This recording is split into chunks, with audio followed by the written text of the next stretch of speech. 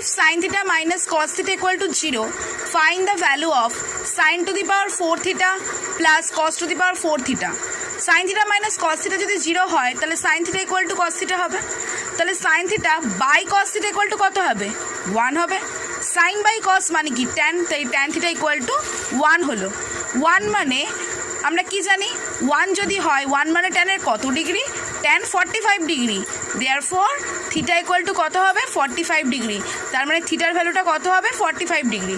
তাহলে sine to the power 4 theta plus cos to the power 4 theta, আমি লিখবো sine 45 লিখবো থিটার জায়গায়, sine 45 to the power 4 plus cos 45 to the power 4। এবার আমি কি জানি?